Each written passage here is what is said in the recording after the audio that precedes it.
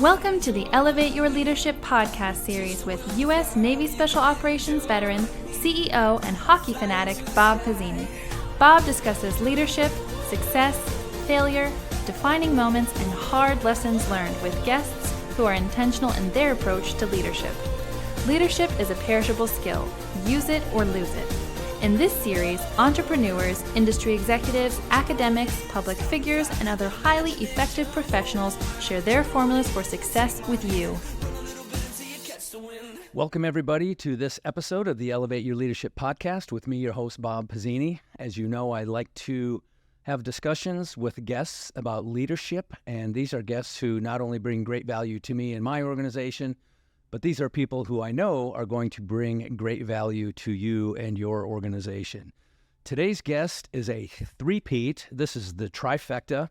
My guest is Marty Strong. And before I introduce Marty and we talk more about him, I want to thank our primary sponsor of the Elevate Your Leadership podcast. And our sponsor is iFly Virginia Beach Indoor Skydiving.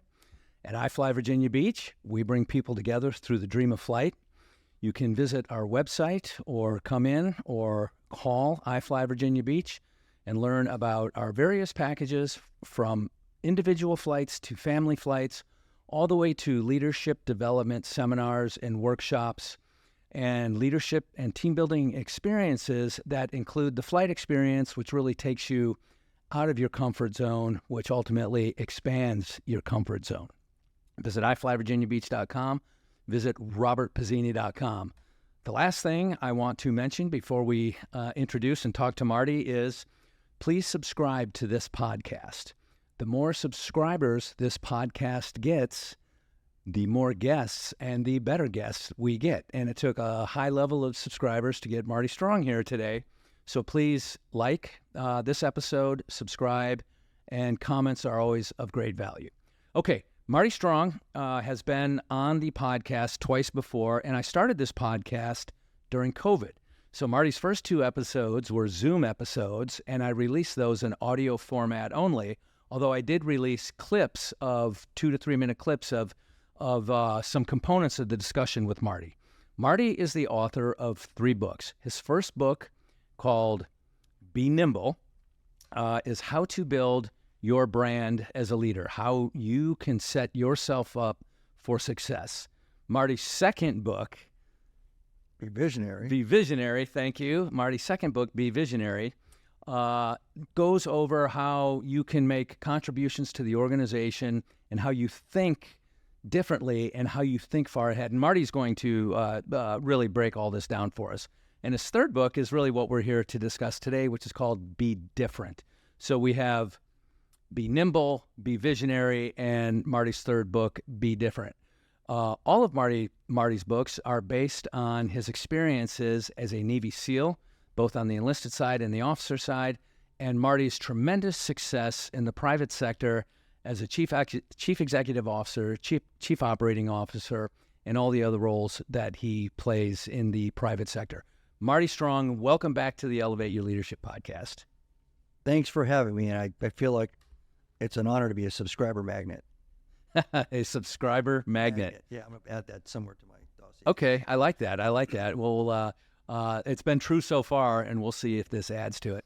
So I briefly talked about Be Nimble, your first book, and can you just kind of go back to that and talk about what that book is about and why you wrote it? Sure. It came out in January of 22. Its primary focus was crisis leadership. And I made a distinction in the book right up front about my definition between management and leadership.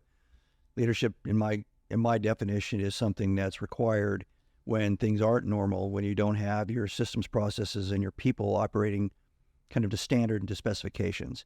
Managers kind of maintain those normal conditions. They tweak it if something is a little out of line. But if they lose a major supplier, or a major customer or client, and everything starts to fall apart, an entire system fails, most managers are not trained to deal with that. And that's where leadership kicks in. So I focus a little bit more on the crisis of scaling companies, mostly scaling them up, but a lot of the same dynamics as scaling them down. So people, talent, organizational design, and how do you mentor, coach, and train the people that are building what you're building. You know, the mentor coach training was one of the small clips that I did out of that podcast. And I think there was another one we did on hearing from your people, the voice of people in your organization. But once again, for the listeners, those are audio versions only. They're on Spotify, they're on Apple Podcasts, they're on Google. So you can find those 2 episodes out there relatively easily.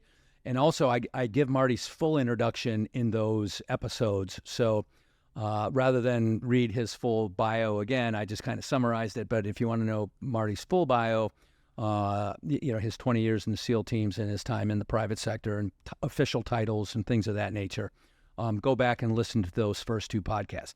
Okay, so we talked about be nimble, be visionary. What was that about?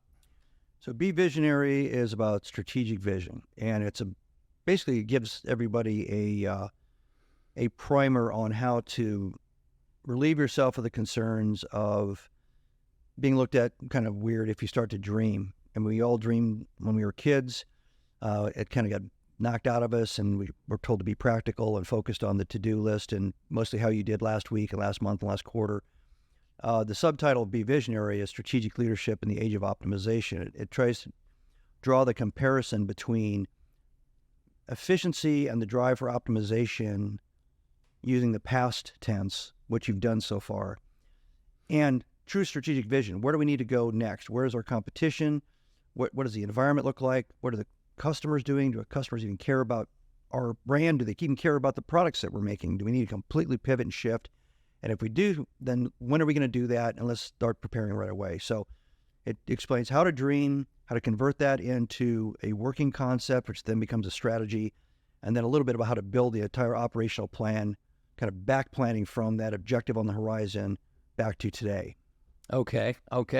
And once again, full episode on that that you can find on Spotify or Apple or the other podcast platforms. And then this is our first in-studio, full video version of the podcast in which we are discussing Be Different. Now, I've read the book. It's fascinating. There are particular parts of the book I'm going to dig into as we have this discussion.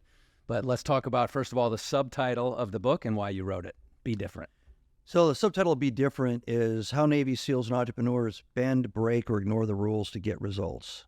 So it's a little bit of the famous Steve Jobs or even Elon Musk mindset of bending reality, not accepting the reality the way it's presented by professionals, by engineers, technical people, experts, saying this is the way it is, this is the way it's always been, this is the way we were taught to do it in school, this is the way I did it the last job, this is the way we did it last week. And hearing all that, but then saying, yeah, but we're going to think a little bit differently. So that's the subtitle is about not breaking regulations and rules related to safety and security. It's not a call to action to go out and start, ripping things up. It's all about a mental state and the way you use your brain and the way you open your mind to start opening the aperture so you can be creative and innovative and essentially discard the things that are common and think in an uncommon manner. Thinking in an uncommon manner. That just kind of reminds me of Bruce Lee. There's a graphic where Bruce Lee talks about, experiment with everything, keep what works, discard what doesn't, and make it your own. And as I was reading your book, that reminded me a lot of, that very short those short quotes from Bruce Lee. And that's been my experience both in my military career as a Navy Special Operations enlisted and an officer, and then, 13, 14 years now in the private sector. So can you give us an example? And there's many in the book, but give us an example of how, you said we're not going to jeopardize safety or kind of the standard operation procedure type thing, but what's an example of bending or breaking a rule in a way that benefits the organization? Well, first I'll do an example that doesn't have anything to do about business necessarily, but it'll get you in the right place and understanding what I'm saying. So let's say there's a rule against jaywalking, and you're walking on one side of the street, and on the other side of the street, a woman is accosted by somebody trying to steal her purse, and the attacker knocks her down and stomps on her. Do you, if you want to help, walk another half a block down to the crosswalk, wait for the wait for the little white figure saying you can walk across, then go back down, or do you run across the street? If you run across the street, you're obviously breaking a law.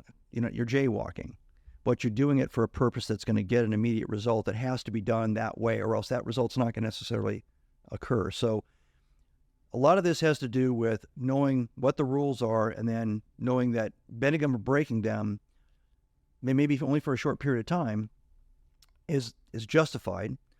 And that's kind of an extreme situation in the workplace and organizations. I read a lot about Elon Musk. He gives examples where he challenges engineers, and they say, well, this is what NASA said a rocket has to look like. This is what Detroit says a car has to do and look like. And he'll say, well, who said that? And then he'll demand, I want to know the person's name, and I want them here. I'll fly them here. I want to ask them, where did they get that rule? What's the basis of that rule? And time again, he would find that it wasn't really a rule. It wasn't even really a regulation. It was somebody's idea or comment or decision that got codified and became tradition. And by challenging it, he was able to kind of sweep away all this misunderstanding and miscommunication, even though people were bowing to those rules and bowing to those normal ways of building cars and rockets, and get to the point where, okay, we don't need to follow this anymore. So he wasn't, in that exercise, he wasn't just breaking it to break it and walking away and doing whatever he wanted to do. He said, well, bring me the person that came up with this rule. Show me the person that decided that this is the only way to do this. And there's a lot of examples in what Tesla and SpaceX and some of the other companies that Elon Musk does, because it's been documented. But this is kind of the way free-thinking people that are considered different, Steve Jobs holding up a pack of cigarettes and saying, we're gonna make a personal phone that's this size with this much computing power. And all the engineers in the room saying, can't be done. So we can maybe get it down to the size of half a shoebox, but it's never going to be the size of a pack of cigarettes. Steve Jobs wasn't an engineer, but he had a vision, and he also felt that it had to be something that was slim and something that was attractive for it to be a personal device. Nobody's going to lug around, a cannonball, regardless of what its capabilities are. So he basically challenged them, and everybody that said, we disagree with you, the math, the science, the technology, basically the physics involved in trying to compress all that capability into one little tiny package, says no. And so he got rid of everybody that said that, kept 2 or 3 people that said, we'll try it, and we all know the result of that. Sure. That's one of the kind of points of humor in your book, which your book is full of humor as well. And I know in previous books you've identified humor as a key component of being a good member of a Navy SEAL team. But in your book you talked about that Motorola phone. What was it, that MTX 3000 or whatever? Right.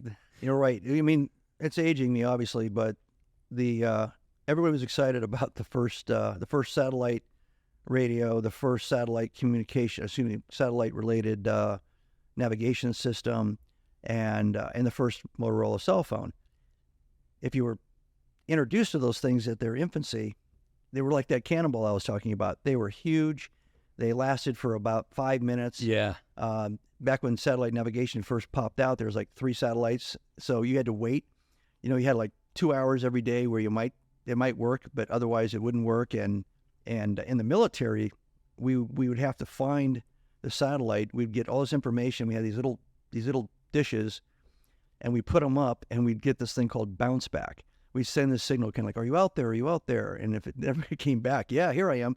We had no communications. We had no navigation support. So for the early users, it was frustrating, and it was all promise and no actual performance.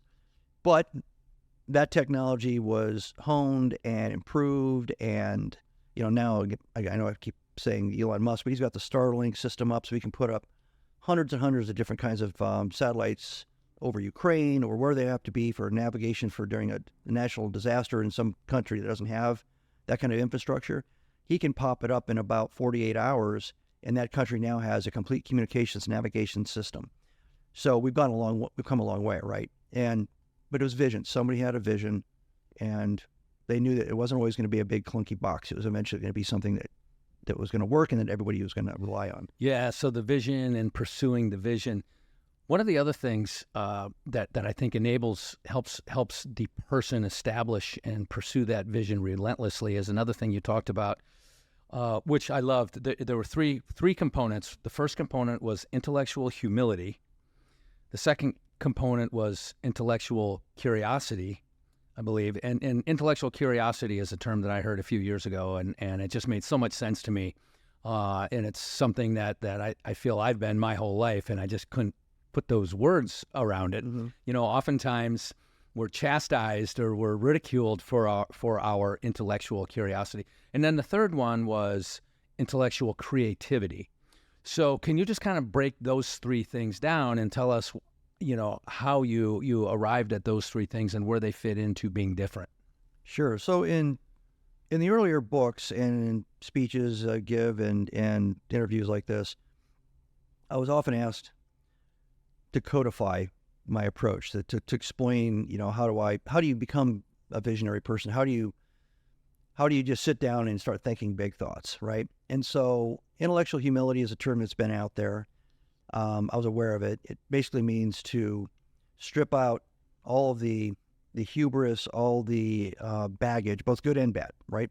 So you get rid of all your memories of past victories and all your memories of past defeats, because both of those things are going to affect your ability to absorb information and make a clear decision based on real facts in real time. One might make you too aggressive and too arrogant if you focus on, hey, I've been winning 5 times in a row. And the other one may make you too reluctant or too hesitant to make a decision because you've been failing a lot lately. Mm-hmm. So when you clear your mind that way, then it sets you up to absorb information, new information, and not just the same information from the same sources. So it's a kind of an equation. So intellectual humility plus intellectual curiosity equals intellectual creativity. The intellectual curiosity part is pure and true curiosity, not just asking your team, not just going to the same books, not looking at the same sources, but reaching way outside your normal comfort zone. You mentioned, you know, with Highflying, the comfort zone. There's physical comfort zones, but ultimately it all ends up being a psychological or mental comfort zone. Whether you're jumping out of a plane or learning how to, you know, move your body in space like you teach here at Highfly. So what you're basically doing is you're saying, I want you to talk to strangers. I want you to talk to people in other industries. I want you to read books about things that are not specifically in your industry. Maybe there's a supply chain management element to your business, but your business has nothing to do with moving oil through pipes or moving ships across the ocean. But you know what? If you read and you talk to people that do that, you'll find that there's a lot of similarities, and they've solved things when they were problems in their industries that you are just now facing in your industry. It's still a linear supply chain dilemma or challenge.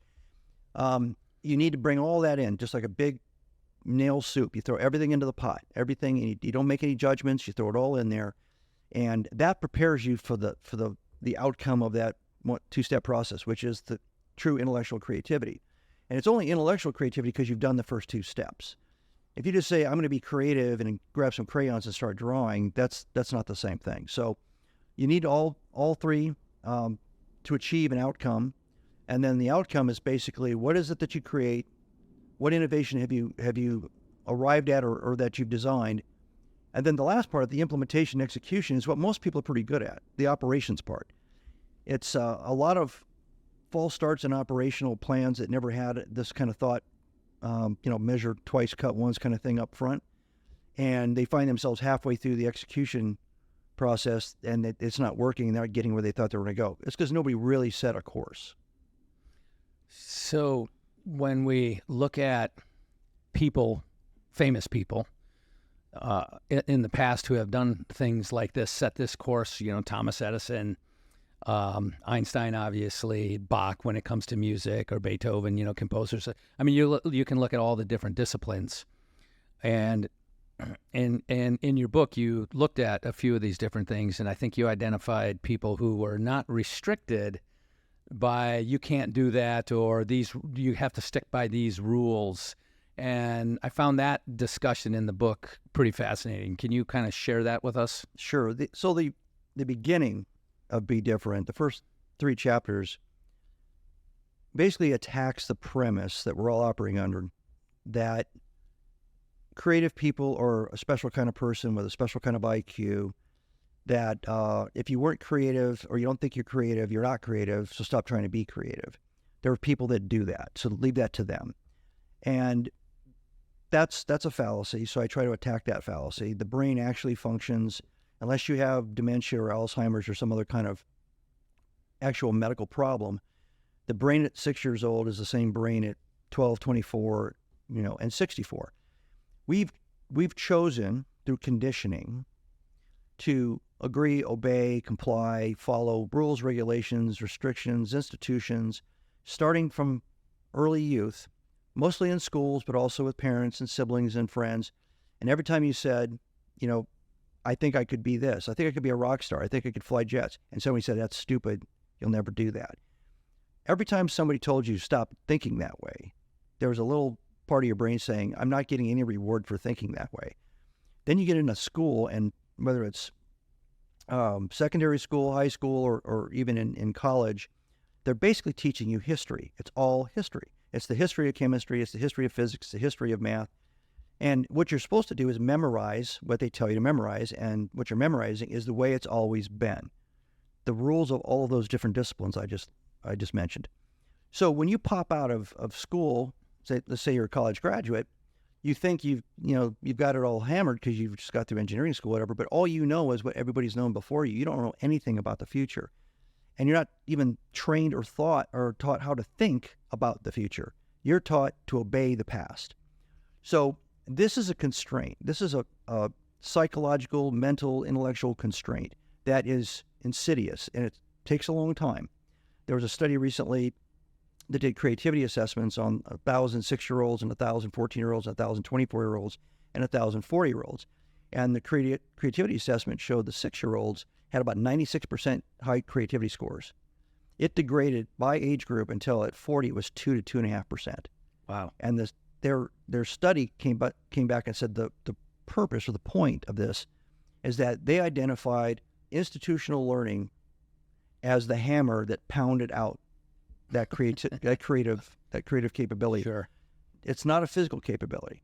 So I think, and what I try to push in the book is that we can all relearn this because it's not a young person's thing. It's about avoiding ignoring the rules and trying to clear your mind and think openly. So, to your question, there's examples of this, and if you start looking at people like Alexander the Great, Napoleon, Michelangelo, Da Vinci, Tesla, Edison, even the Wright brothers, almost everybody that you look at that made these massive breakthroughs were younger than 30 years old.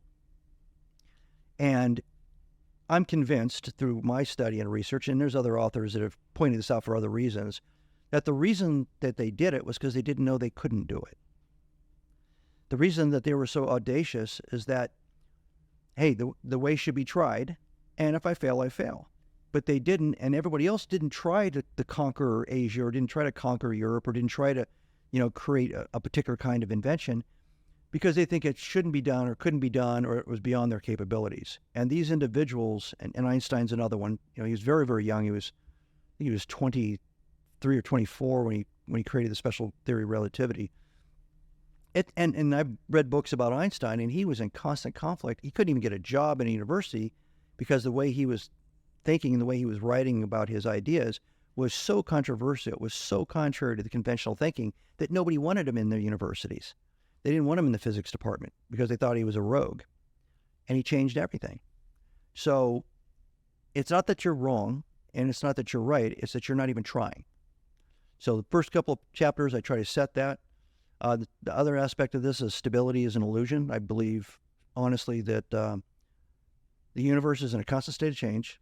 And when I mean the universe, I put it in quotes, I mean everything. Everything that's physical, everything that's, metaphysical, everything is in a constant state of change. Joe Dispenza would definitely agree with everything.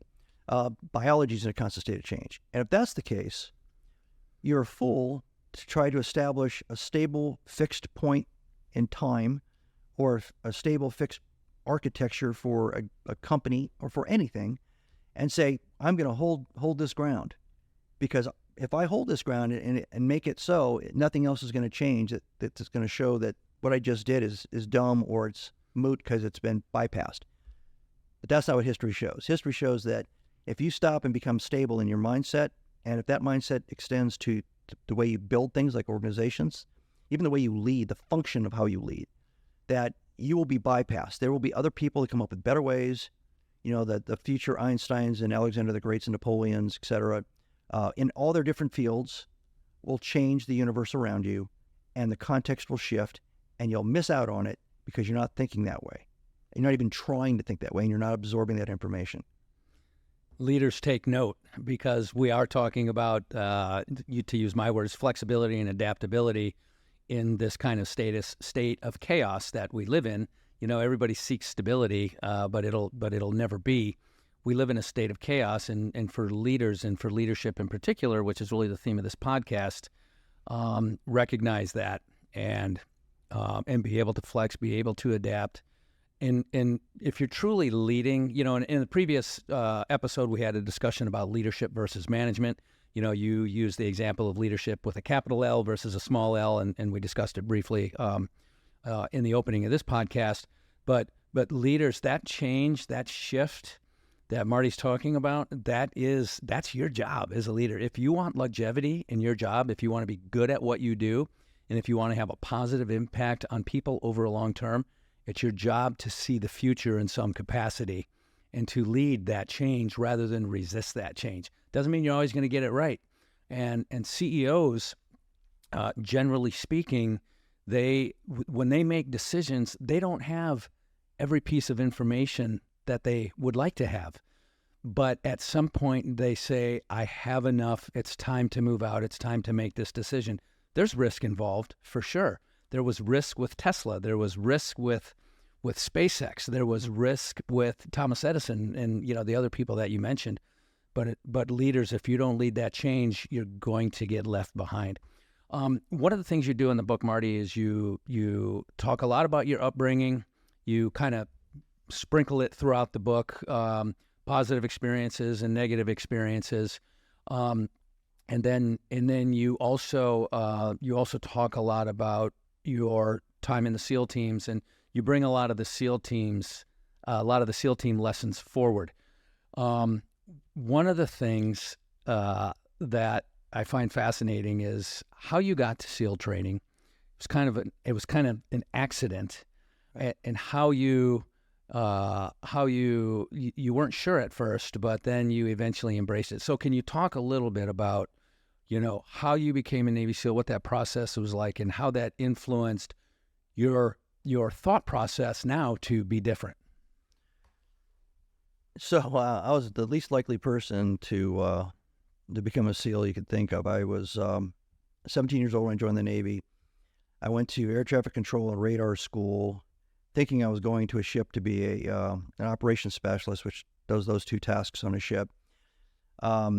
I graduated number one in my class and got promoted to third class petty officer. And as part of that, I got to pick the orders.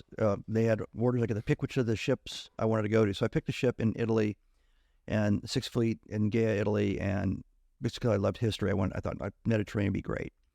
But the day that the orders were actually handed out, there was a huge snowstorm, and the orders were read out to you, and they're handed to you along with your plane tickets.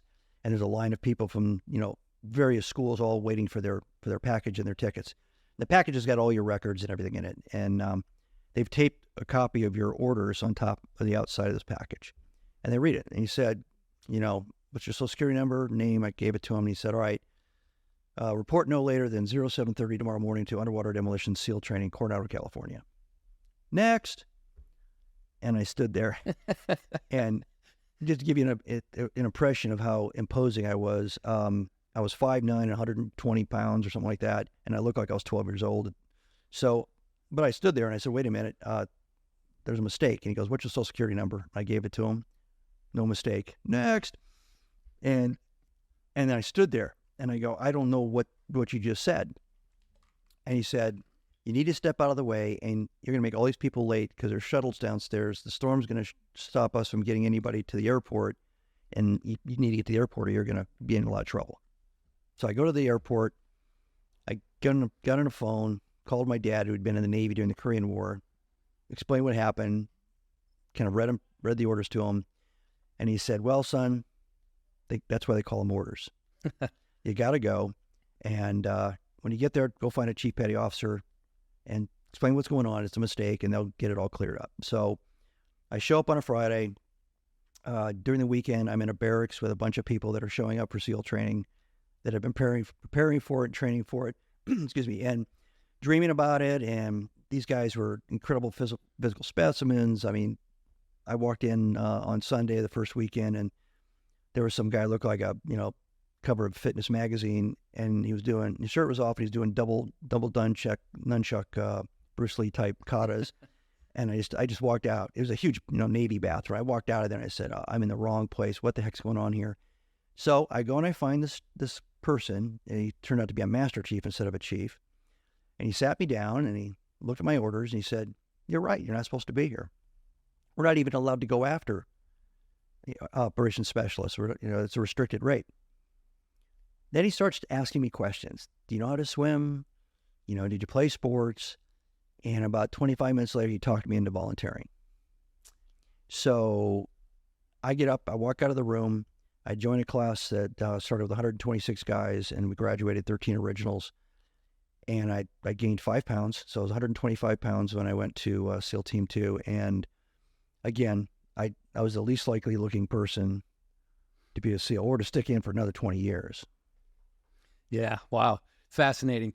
I remember when I went to second class dive school, Navy dive school in Pearl Harbor, Hawaii, 19 years old, relatively new in the Navy, and I had fleet returnees, E4s, E5s, E6s as my classmates, college swimmers, college graduates, people who you just look at them, kind of like the guy swinging the nunchucks in the head you were talking about, and you think, wow, I don't stand up to these guys. How am I going to make it through this curriculum? How am I going to make it through this training? And you said your class started at 120-something and graduated 13. 6 months later, yeah. Okay, so similar, my Navy dive school class, we probably started 25 or 30 and graduated 10 or 12. But to watch people drop or fail out for various reasons, it's scary in one capacity, but for me at 19 years old and didn't know any better, and I didn't have this kind of limited thinking that you're talking about really is the thesis of your book. For me, it was kind of confidence building, and it was empowering. It's like, holy cow, that rock star, that athlete, that college athlete dropped on this particular physical training evolution that I didn't even find particularly difficult. Right. And so for me, after I got over the hump of I'm not good enough to be here, it was just empowering, and it really gave me confidence to kind of think differently and be different. Fast forward in your Navy SEAL career, and you give so many examples in your book about how you were on a mission and you had limited information and you had to go with what you had. And can you share one of those stories? I got like 4 or 5 peeking in my brain. Yeah, I mean, to tie it into the be nimble, the be different theme. So when I showed up, it was right after Vietnam. Out of 105 or 110 people at SEAL Team 2, there was about 14 of us that weren't Vietnam veterans. My leading petty officer in my very first SEAL platoon was a Medal of Honor winner. Everybody had, multiple silver stars, bronze stars. Everybody all shot up. Was that Thornton, by the way? Was that Mike Thornton? Mike Thornton. Okay. So, it was easy to be humble for lots of reasons, physically and professionally. But I listened to what they said, and they were very, very, very creative. They believed in going in and learning, and as you mentioned earlier with Bruce Lee, they would experiment, and what worked they'd stick with, and what didn't work they'd cast aside. And then the other guys in the battle, they get a vote too, so they learn. It's like a boxing match. If you have 2 or 3 fights with 2 great fighters, they learn from the first fight. They don't come into the second fight fighting the same way. They figure out a way to cope and compensate and take advantage of your weaknesses and increase their advantages. So they were doing that. Very, very, very nimble mindset, and that's the way I was kind of raised. So sometime in the early 80s, the SEAL team started following more of the military kind of Army, Marine Corps approach.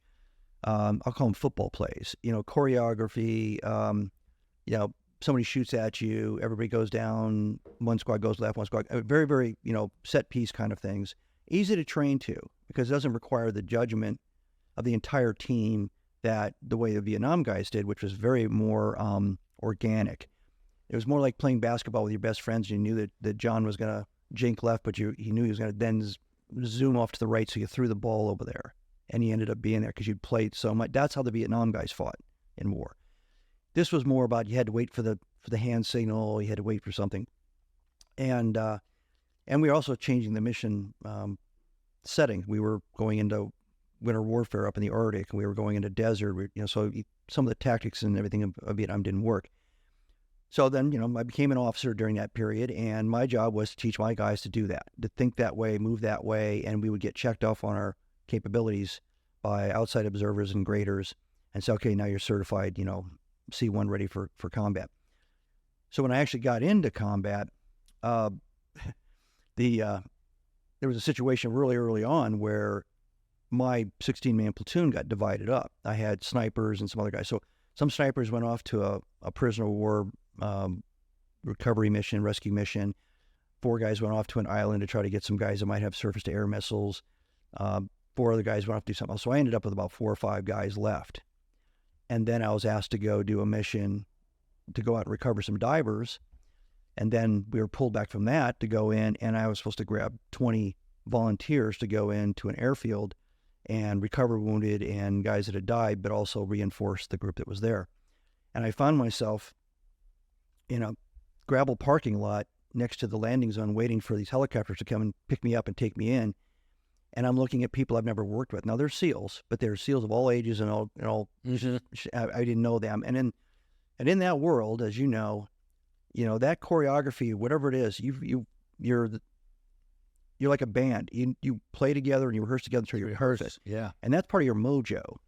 And that's part of your team mojo, but it's also part of your leadership mojo. And I didn't have that. I had 4 out of 20 people were guys I'd worked with.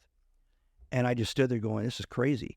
And then we get in the helicopters, we start flying towards the target, and immediately the 2 lead helicopters start getting shot at, got hit multiple times, and they split and went 2 different directions. And now my force is split, and I'm sitting there listening to the guys yelling in the headset about trying to avoid the ground fire, and I'm like, I never thought that the day that I was going to lead something like this, that I would have like every tool, my entire bottle of mojo drained to 0. Mm-hmm. And I would be sitting here in a situation like this. I was going to rely on the system. I was going to rely on the formulas and the choreography and the drilling and the sense of understanding and competency of the team. I didn't have any of that, right? And that's when I realized that's just the way the world is. That's the way the universe is. It wasn't happening to me. I wasn't a victim of it. This is what happens. It happens in combat. It happens in life. So during that flight, after about 2 minutes of kind of feeling sorry for myself and all that, I just switched on to talk, and I told the 2 pilots, there's a hotel down the coast. Tell the other helicopters to go to that hotel. It's got a big bright marquee down there. Circle up down there, and then we'll drop to the coast, and we'll follow it until we get to the airport. And that's what we did. And from that point forward, the rest of my career, I never relied on the false sense of security of doing everything everybody tells you to do, doing it the way you practiced. It's more about judgment and wisdom. It's more about in the moment by moment, assessing and seeing what's going on. And if you got back to that intellectual curiosity, you got to absorb what's real. You can't just hang on to what you hope is real. And that's been applicable across my entire lifetime since those moments. And it says a lot more about what great combat leaders, regardless of what uniform you wear, great combat leaders figure that out really early, and they become really comfortable with the chaos and the crisis of combat, because it's not about doing exactly the right thing. It's not an SAT exam. It's about exercising judgment and wisdom, and you're not always going to get it right. But if you get it wrong, fix it, work the problem, get out of it, and fight another day. Yeah. Wow. So, again, that flex and adapt and that vision, that kind of ability to, so in that framework, are you thinking through different scenarios? Are you wargaming perhaps prior to, during, hot washing afterwards? I mean, in terms of being different, how are we kind of, you're like in the moment. Sure. Yeah. How are we doing that? Well, the example I gave, no, it was like I was smacked in the forehead with a frying pan. So I wasn't doing any of those things. I did learn that that's a way to have, you can exercise good judgment and wisdom by pre-exercising good judgment and wisdom through running running the game through your head. In the military, we call it contingency planning, whatever. I'm talking about more than contingency planning. This is more like storyboarding, all these different kinds of things that could happen. Phase by phase, you can do it that way. And this is something you can do in a government setting, a military setting, but you can also do it in a company setting. And that's what I was going to ask. Do you storyboard in your company? I do, and I do it more dynamically. It's usually verbally, and people throwing stuff out, and then I'll facilitate, get up on the board, or I'll draw phase one and say what are all the things that could happen in phase one. Does phase one, is it really defined by what we think phase one is, or should that be 2 steps, or is it 3 steps? Actually, for the purpose of our listeners, because Marty and I are both military special operators, and so storyboarding is kind of one of the tools we use. But can you just kind of broadly let the audience know what we mean by that? Yeah, it's essentially, it's like any set of instructions you would get to put something together. IKEA, which is probably a bad example because it never comes out right. And it's very frustrating. But a model airplane, whatever. It's a set of steps that are sequential and purposeful, and you can't really do step 5 before you do step 1. And because if you do it, you won't put the thing together that you're trying to assemble. So in storyboarding, you're basically doing it, but you're doing it based on human activities and human behaviors. It's how you build. It's called storyboarding because it's how you build a script, a screenplay for a movie. It's how you build. A lot of people write books, novels, etc. There's a 3-act play. You got the beginning, the middle, and the end. But then you have to fill in the gaps between the beginning and the middle and the end. And what you do is you say, okay, what are they going to do between 1 and 3? And you lay it out in. There's professional storyboarding actual software for script writing that allows you, and they put little boxes up, and you can actually put your first, second, third act up there, and then they'll drop boxes underneath it, and you walk your way from the opening of the scene to the middle of the second act, and then from the second act all the way to the end. It gives you a mechanical tool, a way of doing it. If you do it for business purposes or even just personal, professional life planning, you basically just stand up there and I just draw a timeline across the top. What I think the reasonable timeline is. It could be a week, it could be 3 years. And then I talk about what is the outcome, where we want to go. And this is called back planning, right? So you put it down there. I want to achieve this. I want my company to achieve this. I want to penetrate into a market, whatever it is that you want, whatever your objective is. So now you know where you're going to go. That's the purpose at the end of the horizon. And obviously, the beginning of the timeline is where you're sitting right there or standing right there in that moment. So now that you have a beginning and an end, and you have a period of time, you start figuring out what are the most difficult things that you're going to run into to try to achieve that. And is it a time-related thing or is it a resource-related thing? And so you start putting these steps, just like a model airplane, instead of instructions, you start putting the steps out there. And what I do is I do them in big chunks first. Not necessarily a 3-act play version, but if it was a business plan, I might have 10 phases for 24 months. And then I'll step back and look at them. And are they out of order? Are they in order? I'll ask other people. And then on another board, I'll start saying, what are all the resources we need? Well, we need a different kind of talent. Well, okay, we can't afford that. Well, okay, we need investment capital. How much investment capital do we need for that different kind of talent? Well, we need probably that much. All right. Oh, we need a different system, a different technology, a different cloud-based platform. How much is that going to cost? So you start loading up your resources. People, usually driven by a talent description.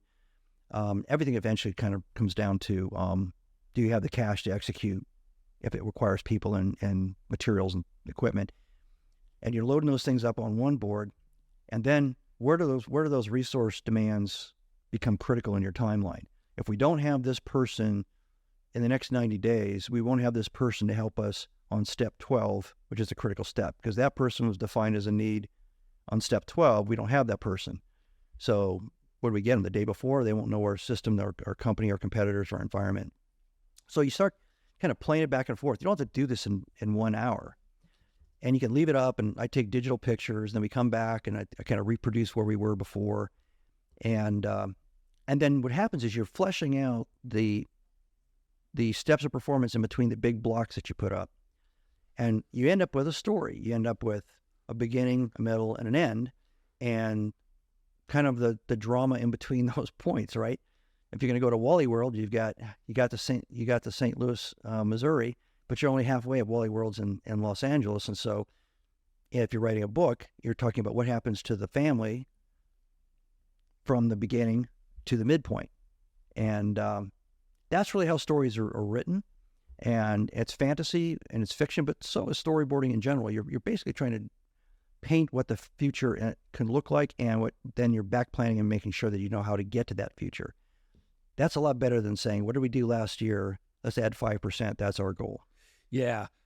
As you're describing that, two things come to mind. One is in project management, so for PMI, Project Management Institute, and all the PMPs out there, project management, right? So kind of all those phases, and you can't do phase 3 until you did phase 1. You can't do phase 1 until you have this person, this resource, that resource, and maybe another thing that has to fit in, to allow phase 1 to accomplish before you can move on to phase 2.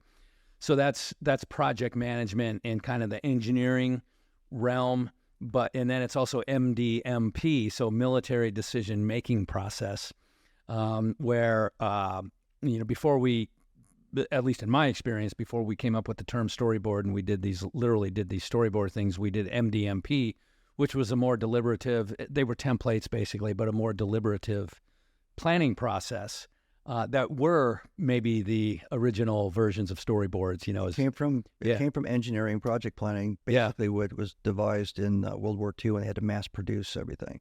Yeah. So it kind of went full circle. The war caused production challenges. Production challenges demanded some kind of hyper accurate and analyzed plan of action, set of instructions.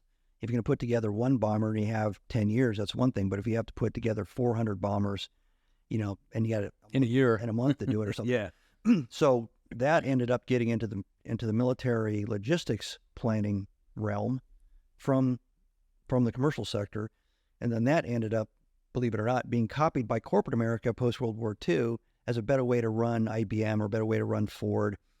And I know in the special ops community, I remember when we called it phase diagramming, but it came from the engineering PERT charts and all these other kind of resource, critical path analysis, which was all engineering. Right. And up to that point, we were using, like a 9-paragraph warning order that the ranger had on a little card. I mean, that's what the guys in Vietnam used. It was like, you had 9 things to answer.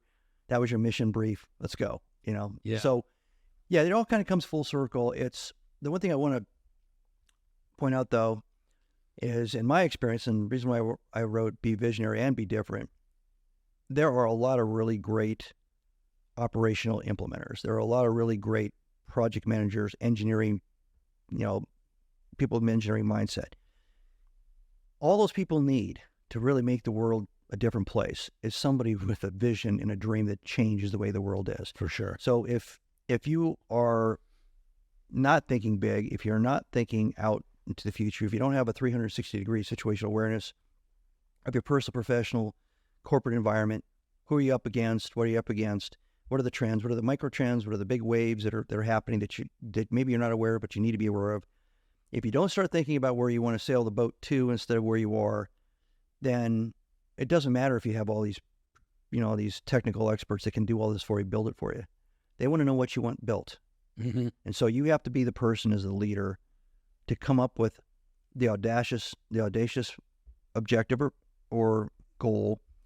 And to do that, you have to put your head on a swivel, like we say in the military. You have to have your wits about you, and you have to do that every day. Because the leader is the only person that's really paid to absolutely do that, right? The person working the reception desk isn't responsible for trying to figure out whether your competitor across town is doing something to undermine you. That's the leader's job. So and we used to say to young officers, if you're sitting there trying to shoot bad guys, who's doing your job? Yeah. Nobody else is looking up trying to figure out, how we're going to get out of this, and nobody else is getting on a radio to say, hey, we need some help or whatever. If you're sitting here with us putting bullets down range, going get some, well, then you're just another infantryman. You're not a leader. We need you to be what you're paid to do. Same thing with leaders in business. Yeah. So, the other thing that comes to mind is you mentioned all that, Steve Jobs, Elon Musk,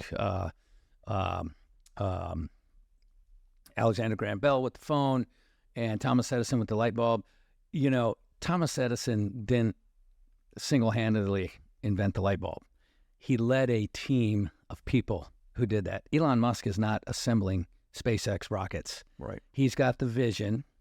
He's asking those questions. Why do we have to do it that way? But then ultimately, he has a team of engineers, or he has a team of people who he's unlocked their ability to think. He's given them permission to think, differently and to think big. And so that's the leadership. I think that's the leadership component that's critical. And it's the same thing in the industry you're in now and the industry I'm in now. We have to constantly be thinking like that, and refining processes. So and if you can't train everybody around you to think that way, you might have to do some re-engineering of people around you. It's the old adage, if you hang around people that are sad and depressed and negative, you'll become one of those people. You'll absorb that mindset and it'll become your mindset. So you have to think about that too. You have to. That's what Elon Musk, that's what all these people we're talking about did. They ran into the conventional wisdom. They tried to talk to them. They tried to explain to them. And eventually they said, I don't have enough patience to sit here and try to convince you and convert you. I'm going to look at the 100 of you and I'll ask which one of you are willing to go with me on this ride. And then I'll add people later. And that my litmus test for you to join my team is going to be, you're fully qualified technically and everything, but you have an open mind and you're willing to try. Yeah. If you're not willing to try, then you can't be on my team. Exactly. My team's going to try to do some crazy stuff. Yeah, exactly.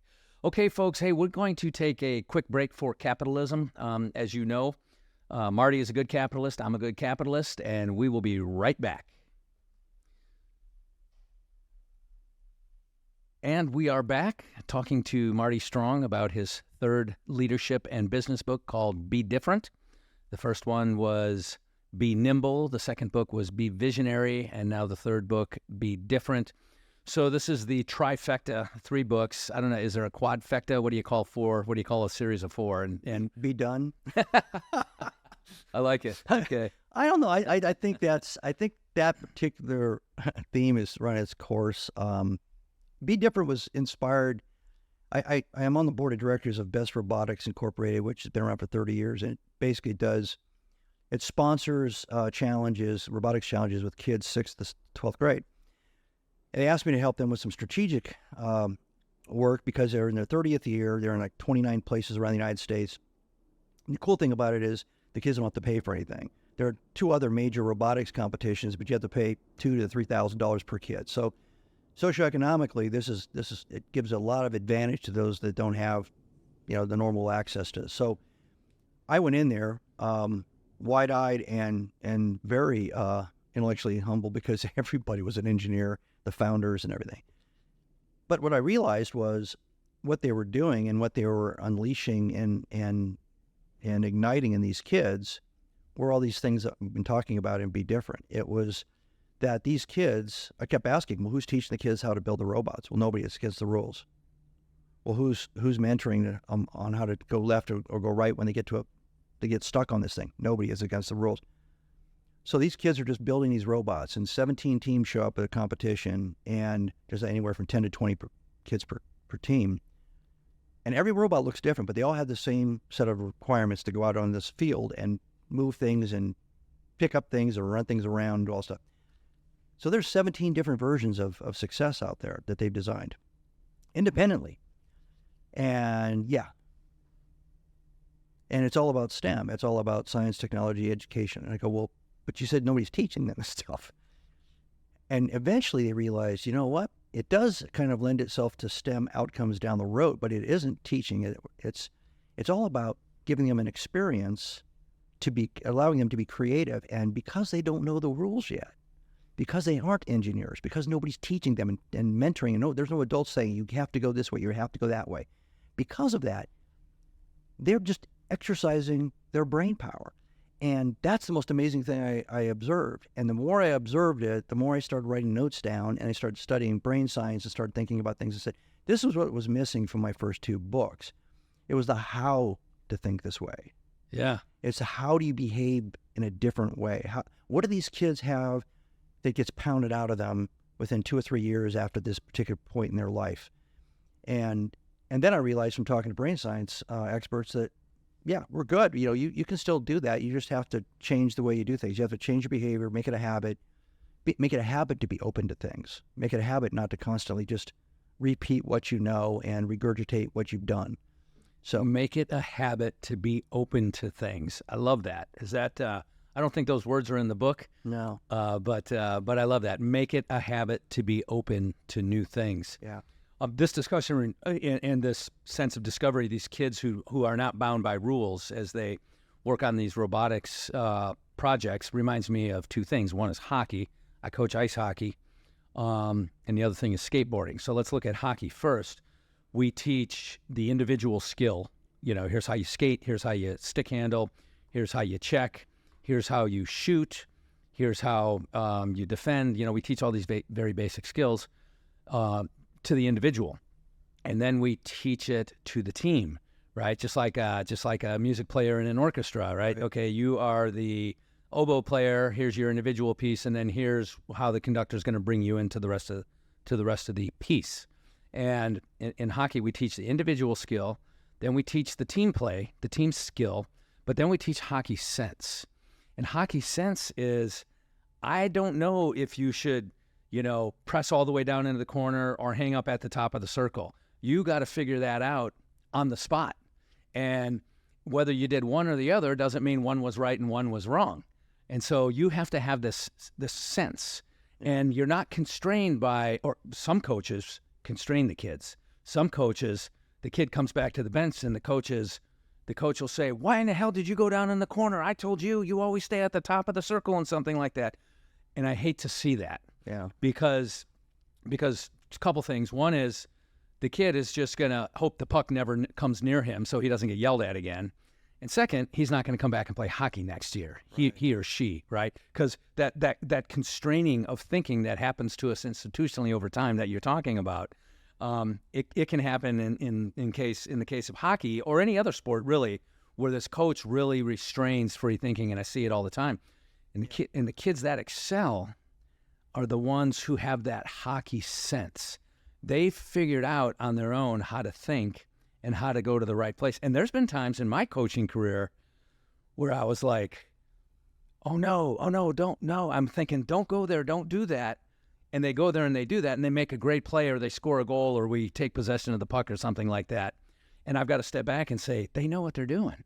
Let their hockey sense guide them in this case. So the other thing that I'm reminded of is skateboarding. And, we're down here at the oceanfront in Virginia Beach, and so we're a very skate-centric or what we call action sports, right? And you'll see groups of kids in a parking lot at the grocery store or better yet at the skate parks or whatever, but there's no coach there with a stopwatch and a whistle and a clipboard saying, okay, you need to lift your heel more and I need you to take 2 seconds off of doing that ollie down that handrail. It's a bunch of kids and they're all trying it one by one, and they might give each other tips and observations, but it's just a bunch of kids figuring it out with little to no direction at all. Yeah, I mean, the hockey one is just like the SEAL one I was talking about before. You teach choreography, team choreography, and now you say that is the choreography, right? So now you've said this is the only way to do this in this situation. So now what they do is they go out and they play, and they're trying to avoid violating a rule. The other one's game flow. Game flow, if you teach game flow, basically everybody's out there trying to get a sense that feels right. They're looking for the feeling that's right. Like the Gretzky thing. I go to where the puck's going to be, not, Right. But that's game flow. That's, like I said, mentioned before. If Bob's going to jink left and then he's going to take a right and I throw the ball over that way, it's because we've played so much together. That's not the rule we established. It's not the play. I will always jink left and then I'll always go there and you'll always throw me the ball. I know from body language. I know from the tempo of the game. I know from where we're positioned on that field or court that the thing to do, and what Bob's going to probably do, is he's going to give somebody an impression he's moving in one direction because he sees the same thing I see, which is a big gap off to the right. Mm-hmm. And if I throw the ball over there and he didn't do it, well, that's the way it goes. But, game flow is a fun way to play. It's the natural way to play and think. It's situational awareness. Combat's the same thing. if you try to do everything by the numbers, it never works out. And as you know, like in urban combat, whatever you're looking at right now, you move 20 feet down the entire 360 degree, urban scape has now shifted. There's new window threats. There's new alleys. There's a car now that you couldn't see before. There's a tower off to the right in the distance that wasn't, you're exposed to. Yeah, woman carrying a baby. Right. Everywhere you go, there's no such thing as it's the way it's going to be, and it's nothing that you can find on a whiteboard or on a football playbook. So, yeah, game flow is really, really an important thing. And personal, there's a lot of books about flow. A lot of the flow stuff is about letting your body and your mind kind of go with the moment and absorb what's actually happening, and rather than trying to overthink it. So that's more for performance, performance art, performance sports, high performance. A lot of it's in the high end guys that are surfing the biggest waves or trying to climb, free climb the tallest cliffs and things. So, yeah. So let's talk a little bit about is it 9 novels? You've written 9 novels? Yes. Okay. Is there a 10th on the way? Yeah, I think that's the next thing I'm going to work on. I think I'm going to do that. I'm itching. Okay. Okay. So you've written 3 business books. You've written 9 novels. I've read 2 of Marty's novels. You want to talk just a little bit about the theme of your novels? Yeah. So there's 2 series. One's a time travel series. It's about time in the future. The number one cause of death is suicide, even though life expectancy is out to 160. Second Civil War in the United States. Now there's just these huge city-states like in Dallas and LA and Miami and up in the New York area. And everybody's taken care of cradle to grave pretty much. And people have nothing to live for. They have no sense of purpose. And so the government has decided to reveal that they know how to do time travel. And they'd learned it quite a long time ago. So they open up this kind of time touristry capability so people can go and get thrills and chills and go back in time and all that. But some corporations decided to take it to another level because eventually, you get what you get, and then you need another fix that's a little bit higher. So they create these corporations called the guild halls, and each one is like the Iron Age, the Bronze Age. It's all ancient warfare. And so you train in a center until you're up to a certain standard with whatever weapons, tactics, etc. You then go back in time with at least one other partner or more, and it's all before the time of gunpowder. So it's essentially face-to-face combat, spears and shields and swords, axes and things. And that series takes a guy who's the least violent, physical, athletic guy who's dragged into going into this training by a guy who's very physical and very capable, and how he evolves. And a lot of it I put in the kind of the warrior ethos and the bond between warriors and the SEAL teams that I experienced. I wanted to kind of have a venue for that. And I didn't think it was going to be more than, that was the first novel I wrote. But I kind of liked it, and the people that were reading the drafts of it really, really liked it. And they said, so what's the next one about? So then I started to do a series. So there's 4 books total in that series. And it evolves until there's a problem with the city-state being overturned. It's because it's not a democracy. It's basically a totalitarian state and blah, blah, blah. And the only people that know how to fight, by the way, are the guys that were trained in the warrior guild. So there's a little foreshadowing there. The second series is 5 books, SEALs. Again, kind of a young officer starting off at BUD/S and then moving through his career. By the 3rd book, he's Navy Cross winner, but he's actually been cashiered out medically because he's got PTSD. He's got all kinds of different physical problems from being wounded, etc. And he's basically at the bottom of his life. He's suicidal, etc. And then he gets a request to help a friend whose daughter's been kidnapped. So that book is about redemption and recovery. And I talked to a lot of guys that were having those kinds of thoughts. I talked to a SEAL that saved over 750 kids in the southwest part of the United States doing human trafficking, because that's kind of what happened to the guy's daughter. So I needed to know about that. So I learned all about that and the business of that. And then, the 5th book came out last summer called Kandahar Moon, which is about right at the fall of Kabul. So those are the 2 series.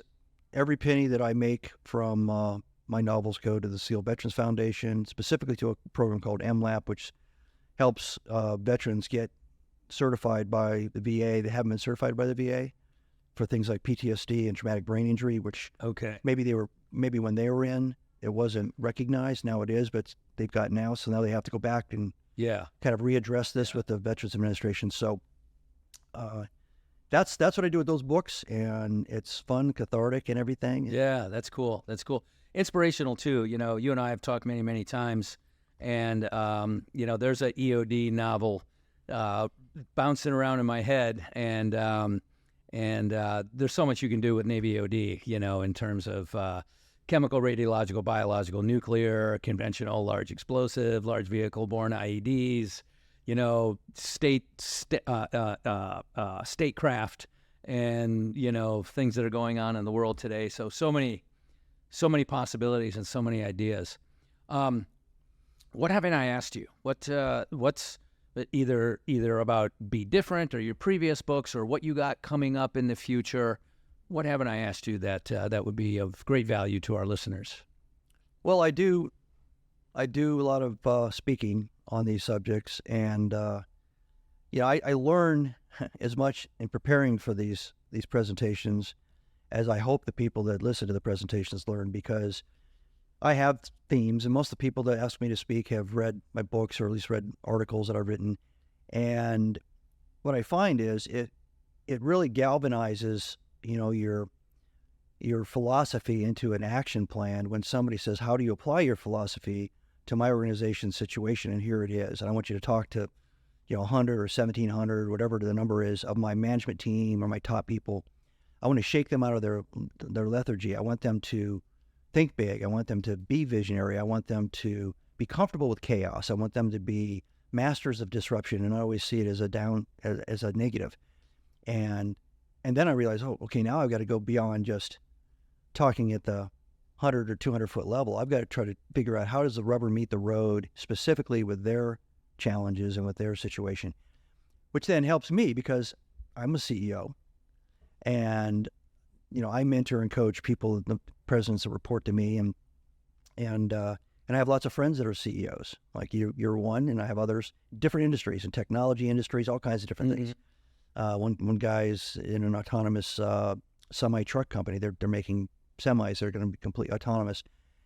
So this is part of the intellectual curiosity thing. You spread out who you talk to and who you interact with, and they're all positive, and they're all very intellectually aggressive, and at the same time very curious and humble enough to listen to other people's points of view. You can just have a pickup call with somebody, and suddenly you have a light bulb come on, right? For sure. Because you're open. It's an open conversation, right? And I just had a light bulb come on, by the way.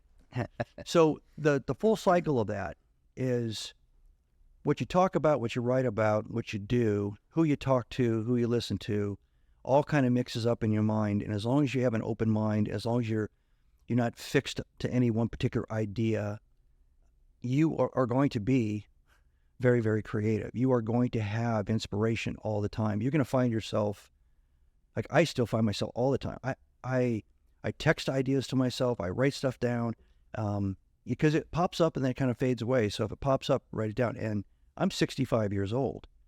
At 65, I feel more creative, more innovative, and more energized intellectually than I've ever felt.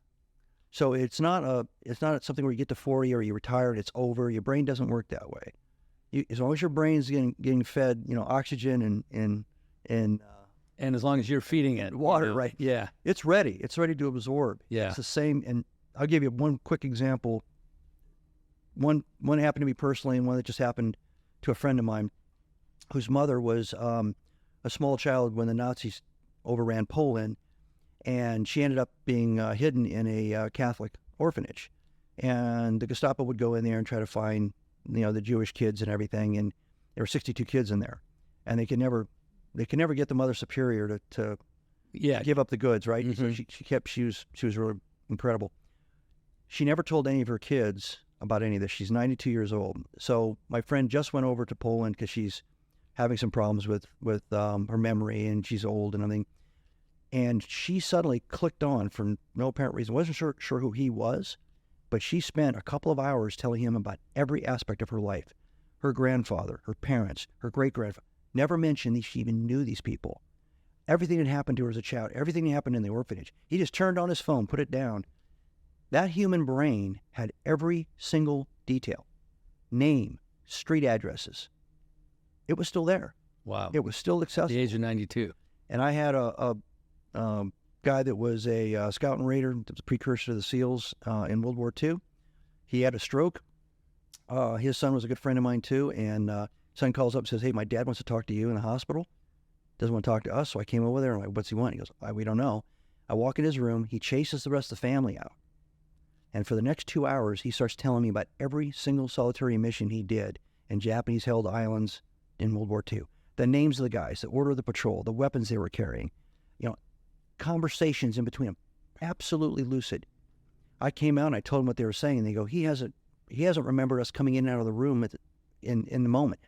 Every time we come in there, he goes, "Hey, hi, where you been? I haven't seen you in a long time." We were just in there 4 minutes ago. Short-term memory gone. Absolutely 100% recall of every detail from 50, 60, 70 years ago. I'm saying that because the human brain is a remarkable thing, and we're the ones that are dumbing it down. Mm-hmm. There's no need to dumb it down. You can be a 6-year-old or 8-year-old or 4-year-old and be a sponge all over again. You just got to decide to do it. Practice it a little bit. It becomes kind of comfortable. Then it becomes normal. Then that's the way you do it. That's the way you think. Your mindset becomes the way you behave. And it's going to open up a lot of things to you. I think that's just a wonderful way to approach things and think about things. There's a metacognitive or metacognition, right? There's a metacognitive component there, meaning you got to think about how you think. Am I limited in my thinking, or am I thinking big? Am I being realistic in my thinking? Am I limiting myself? Those are all components of that as well. Marty, how can people get a hold of you? You do speak publicly. I know you travel frequently. You sign books and you sell books as part of your speaking. If the client is interested, how can people get a hold of you and get you to come and speak at their event? So the easiest way is just to go to martystrongbenimble.com. All the information's there. My books, articles, including my speaking programs. My email address is on there and everything. The other way, if you just want to kind of peruse what I put out there, just Google Marty Strong, and there's about 12 or 13 pages, and it has articles, podcasts. I've done articles in Fast Company, CEO World Magazine, CNBC. So those articles are out there too. But that's the easiest way. Cool. And Marty's been on Fox many, many times as a counterterrorism analyst and subject matter expert in a variety of things. Folks, Marty, and this is kind of the best way to wrap this thing up. So Elevate Your Leadership, which is my organization in partnership with the C-Suite Network, Jeffrey Hazlett, former Chief Marketing Officer of Eastman Kodak. We are partnering to host the Highflying Mastermind here in Virginia Beach, Virginia. That's going to be 10 through 12 January 2024. It's a 2.5-day experience. We are going to have the flight experience. We're going to visit the Navy SEAL Monument. We're going to visit the MacArthur Memorial. We're going to visit the Battleship Wisconsin. And intermingled amongst all of these visits are going to be professional development discussions. I will have a session I will discuss my approach to leadership. It's a very participative discussion that I facilitate. Jeff Hazlett will give a discussion. We have retired Navy intelligence Admiral Paul Becker, who's going to give a discussion on the first night. We have a Blue Angel, former Blue Angel pilot, Navy F-18 pilot, who's going to come in and give us a discussion at one of the breakfasts. We have Marty Strong giving the keynote, either aboard or probably right next to the Battleship Wisconsin in Norfolk, Virginia. On Friday, we have another Navy SEAL who's going to host this incredible knife build, and we talk about ethos, and we talk about what's important to us as we build this knife, and this knife becomes symbolic of who we are and what it is we want to accomplish. So once again, that is 10 through 12 January 2024.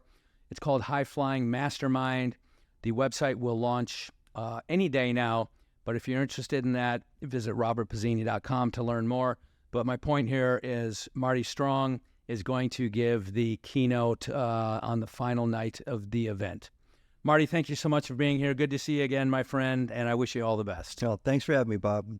Thank you for listening to the Elevate Your Leadership podcast. To contact Bob directly or to learn more about how Bob can advance you and your organization through leadership training, team building, executive coaching, and public speaking, visit robertpizzini.com. Robert, Pizzini.com, and connect with him on LinkedIn.